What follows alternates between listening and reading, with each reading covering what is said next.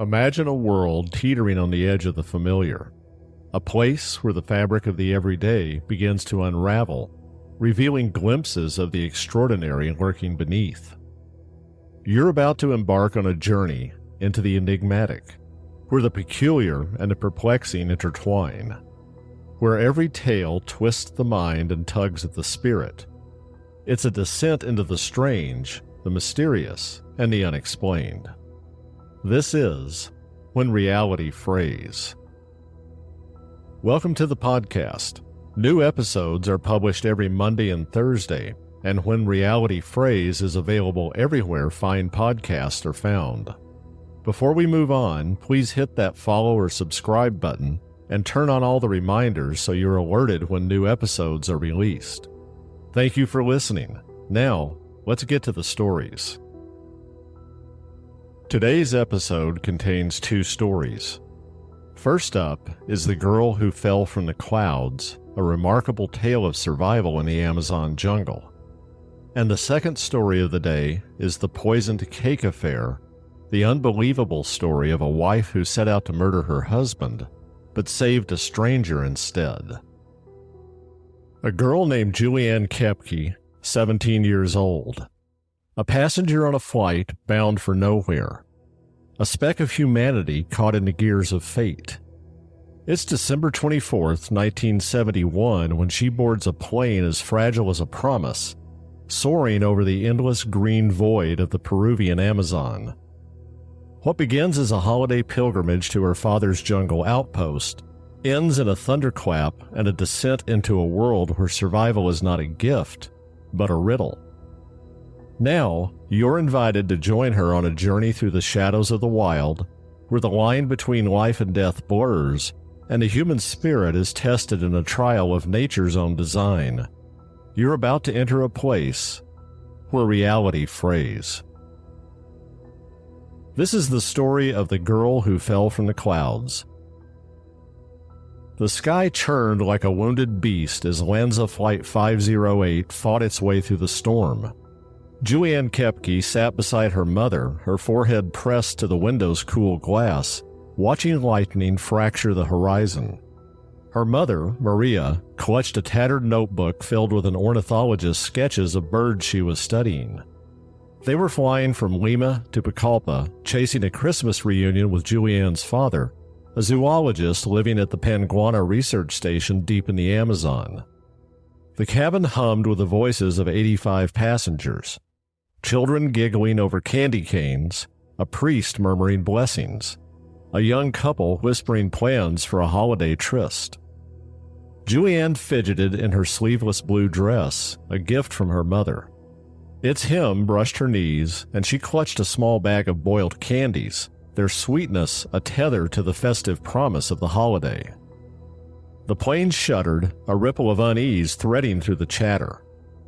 "Turbulence," Maria said, her German accent clipped, her hazel eyes flicking to the wing. Julianne nodded, swallowing the knot in her throat, but the storm's growl grew louder, more insistent. Then it struck. A flash so bright it burned her retinas, a thunderclap that shook her bones when lightning hit the right wing. The plane's skin was breached by the blast, and a fuel line ruptured, high-pressure aviation glass igniting into a fiery plume. The cabin erupted in chaos, lights flickered and died, luggage tumbled like stones in an avalanche from the overhead, and screams rent the air. The floor beneath her buckled, the plane's spine snapping mid-air. A force beyond reckoning yanked Julianne's seat from its mounting, her hand torn from her mother's. The belt held her impossibly tight as, still strapped in, she was flung through a gaping hole torn in the fuselage and into the void. The wind screamed, a banshee tearing at her ears as she spun through darkness, 10,000 feet above the earth. Julianne tried to scream as she plummeted toward the rainforest below, a jagged sea of green, but there was no breath in her lungs. She crashed through the canopy, branches snapping like gunfire, thick leaves slashing her skin, her seat cushioning the fall just enough to spare her life. The impact slammed her into the muddy earth, and the world went black. the jungle's breath the last thing she felt. Julianne awoke to rain, a soft staccato on her face pulling her from the abyss. Pain roared through her. Her collarbone was a jagged ache broken into plunge. A gash above her right eye wept blood into her hair. Her right arm hung limp, swollen and bruised. She pushed herself up, gasping as her bare foot sank into the sodden ground. One sandal lost. Her toes curled against the cold mud. Her glasses were gone, leaving the jungle a blurred mosaic of greens and shadows. The air was thick with humidity, alive with the whine of insects and the distant cries of parrots. She called out for her mother, but her voice cracked, a fragile plea lost in the vastness. The jungle pressed back, heavy and unyielding. Around her was splintered wreckage, strewn beyond sight. Bodies sat strapped into seats that hung high in the trees like a macabre Christmas display. Other pieces of the plain littered the jungle floor. With a gasp of horror, Julianne turned away from a leg that had been severed just below the hip. She stumbled away from it, every step agony. Her dress clung to her, torn and soaked, its blue faded to a muddy smear. A practical girl, she recognized she was alone. But she was also a girl shaped by the wild, raised in Panguana's embrace, tracking frogs with her father, sketching birds with her mother. Their voices echoed now, a lifeline in the chaos. Water is your map. Find a stream, follow it downstream. It leads to life. She turned, her bare foot bleeding against a root, and took her first step, resolve hardening in her chest. The first day was a baptism in pain. Her broken collarbone jolted with every movement, a white-hot spike she bit her lip to endure. The gash on her forehead throbbed, sweat and blood mingling in a bitter sting. The jungle loomed, its canopy a vaulted ceiling filtering sunlight into a dim emerald glow. Vines coiled like traps, snagging her legs while bromeliads dripped water she licked from their cups. She found a trickle of a stream by midday, its surface clouded with silt. Kneeling, she drank, the coolness cutting through her parched throat. She waded in, the water ankle deep, her one sandal slapping against the stones as the current became her guide. Night fell hard, the temperature plummeting as the jungle sang its nocturnal hymn. Howler monkeys roared, their cries a primal wail that shivered down her spine. She curled beneath a buttress root, its gnarled arms a frail shield. The ground was spongy, seeping through her dress, and mosquitoes swarmed, their bites a red constellation on her arms. Sleep came in shards, fractured by visions. The plain's fire, her mother's hands slipping away, the endless fall. She woke to small beetles burrowing into the cuts on her arm, their bodies wriggling in her flesh. Revulsion churned her gut, but she had no knife, no strength to dig them out. "You're alive," she whispered, her breath a faint cloud in the dawn's chill. "Keep moving." Days bled into a relentless march. Her stomach was a hollow drum echoing with hunger. She rationed her steps, resting when dizziness spun her vision, the world a watery smear without her glasses. The stream widened, its banks slick with clay, and she followed it, her bare foot raw from thorns, her sandal caked in mud. The jungle was a crucible, testing her with every breath. A caiman watched her from the shallows, its eyes glinting like coins, jaws parting in a silent threat. She froze, heart hammering until it sank beneath the surface, leaving ripples she dared not cross too soon. Later, a jaguar's growl rumbled through the trees, and a shadow paced her from just beyond sight. She pressed on, fear a bitter taste she swallowed down. By day 5, her body was a ruin. The beetles burrowed deeper, their itch a maddening pulse. Her skin blistered from the sun, peeled by vines, and her cuts festered in the humid air. She stumbled on more wreckage, a suitcase burst open, spilling a child's doll and a sodden Bible into the mud. Her chest tightened. Was it her mother's? She knelt, hands trembling, but the bag was not Maria's satchel. She turned away, tears burning her eyes, and kept walking, the river her only compass. Day 8 brought a grimmer find, a section of the plane's tail. Vines were already claiming it for their own, weaving through its metal ribs. Within, soon to be lost forever, were 3 bodies, still strapped to seats. Their faces were cloaked in decay, flies buzzing a dirge. "Mama?" she rasped, crawling closer, dread a stone in her throat. But the seats were wrong. Row 12, not 19. Not her mother. Relief clashed with grief, and she retched bile into the ferns, her body shaking as she stumbled back to the ever-widening stream. The current pulled her forward, a lifeline she clung to through the haze. The 10th day nearly broke her spirit. Her legs trembled, her sores wept, and the beetles were a constant torment. She sank by the riverbank, the water lapping at her legs, and stared at the sky through a gap in the canopy. "I can't," she whispered, her voice a ghost. Memories flooded in, her father's stern lessons about the jungle, her mother's gentle hands guiding hers to sketch a hummingbird. "You're stronger than you know," Maria had said once, smiling over a campfire. Julianne wiped her tears, smearing mud across her face, and rose, swaying like a reed in the wind. Then, a sound. A faint, mechanical buzz, alien amid the jungle's pulse. Her heart wept, a fragile ember flaring to life. She staggered forward. Branches tore at her face, thorns raked her legs, the jungle fighting to keep her. She broke into a clearing where the stream joined 2 others and widened into a river, and saw it.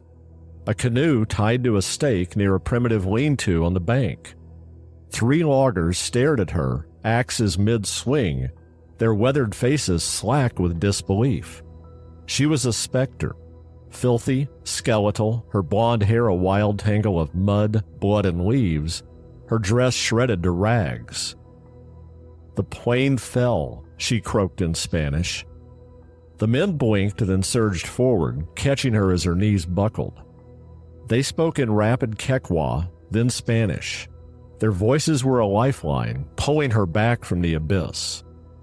They gave her manioc root, its starchy bite a shock to her starved tongue, and held a tin cup of water to her trembling lips. One of the men grimaced at her arm, fetching kerosene to burn out the beetles. The sting, a sharp mercy she welcomed with a hiss. They wrapped her in a coarse blanket, their disbelief hardening into awe as she recounted her fall, her trek, and her survival in mumbles between bites of food and sips of water. The next day they rowed her downriver, the jungle unfurling to reveal a settlement's edge, huts, voices, the hum of a radio. On January 3, 1972, 10 days after the crash, Julianne Kepke was airlifted to Pucallpa.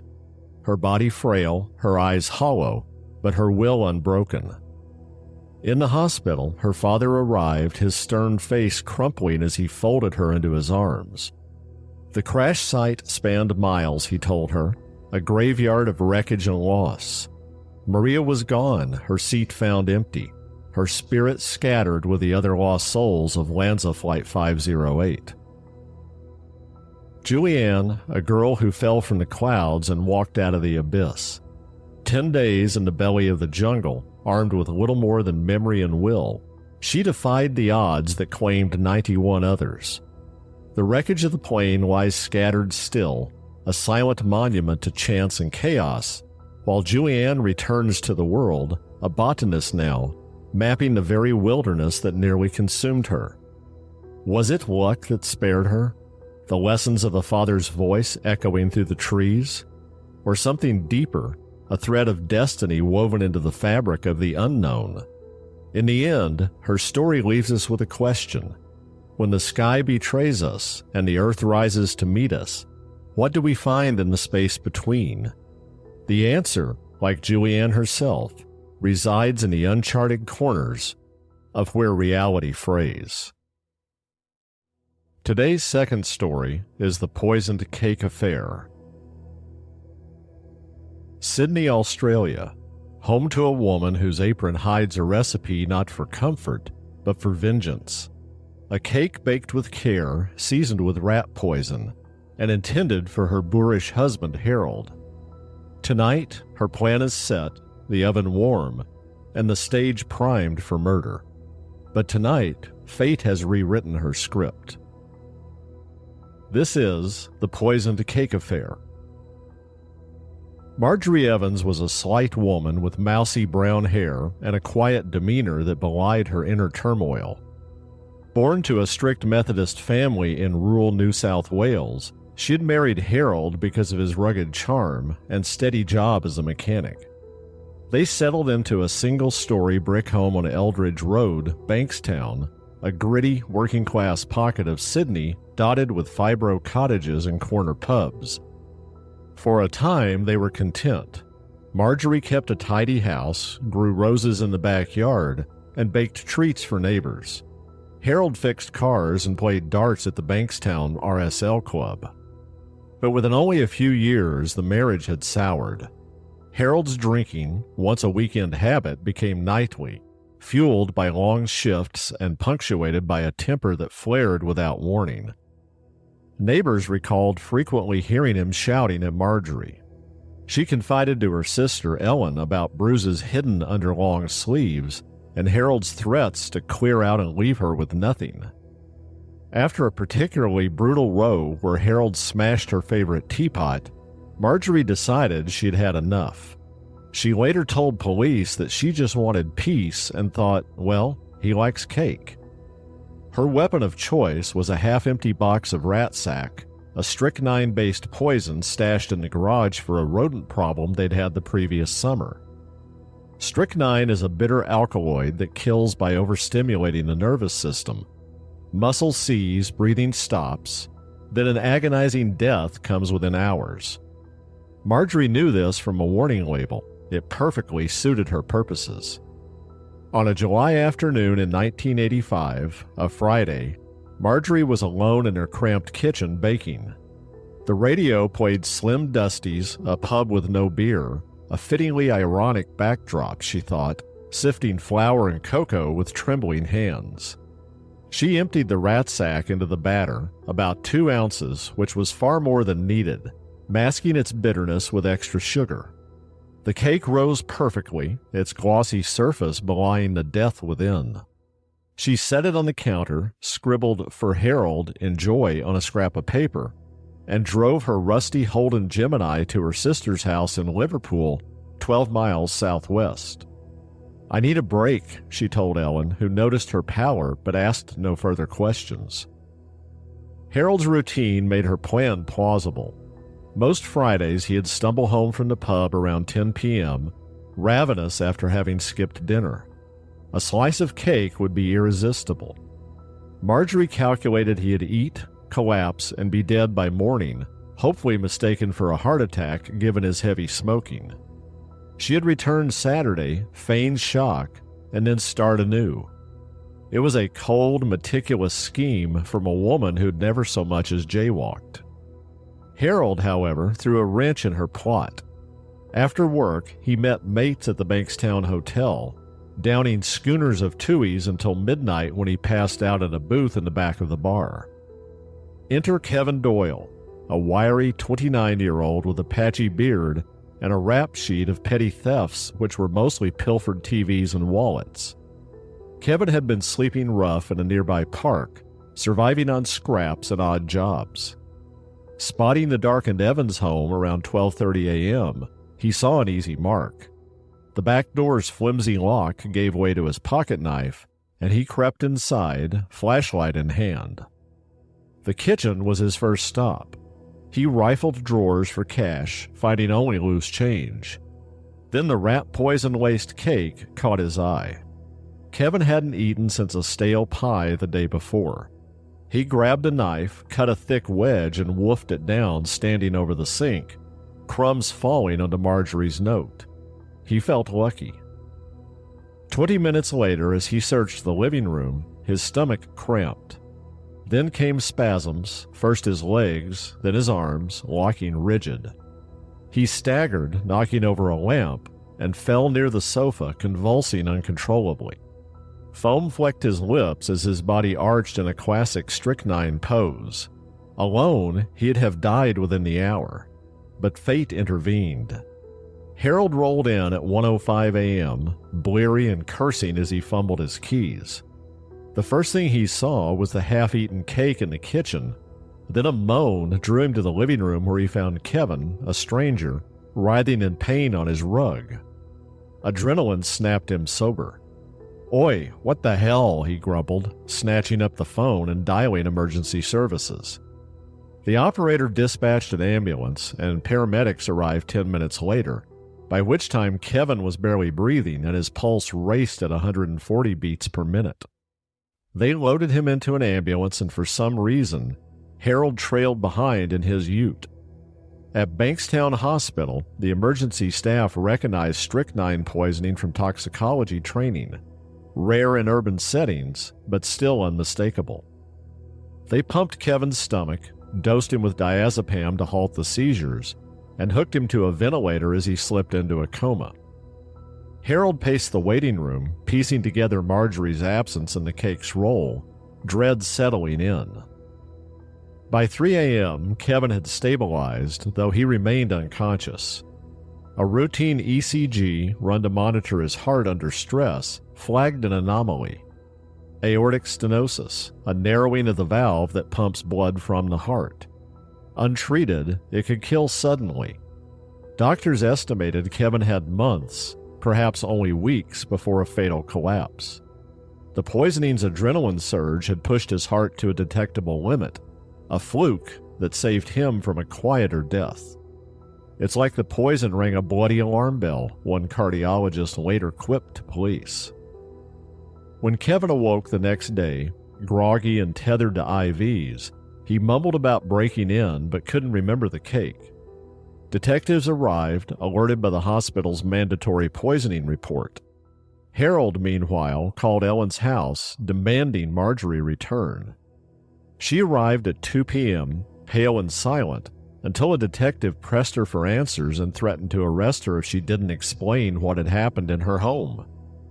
"I did it for him," she whispered, nodding at Harold. "I didn't mean this."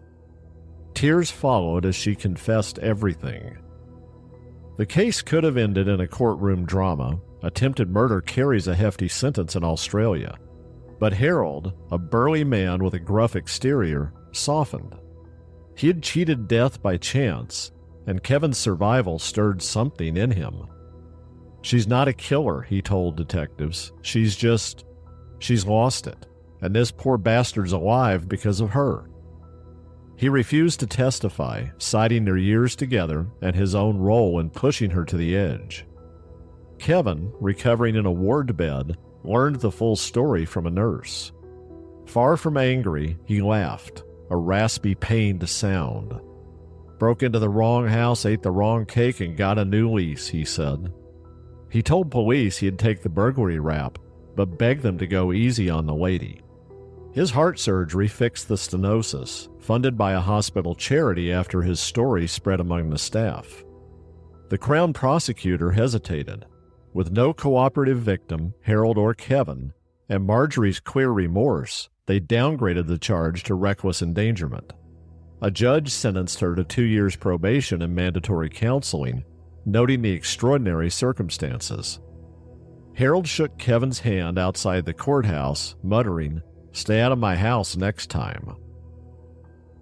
The aftermath reshaped all three lives. Marjorie and Harold separated by Christmas, their marriage irreparable despite the leniency, but he didn't contest the divorce, leaving her the house. She sold it in 1986, moving to Bundaberg, Queensland, where she worked in a library and avoided ovens. Harold quit the pub circuit, took up fishing, and kept a photo of Kevin's thank you card. "Cheers for not letting me croak, mate." Signed KD, 1986. Kevin, discharged in August, swore off crime. The surgery gave him a literal new heart, and a social worker found him a warehouse gig in Parramatta. He lived quietly, dying of pneumonia in 2009 at 53 years of age. his obituary failing to mention the cake that saved him. The stories presented are inspired by true events. Names may have been changed for privacy reasons. New episodes are uploaded every Monday and Thursday.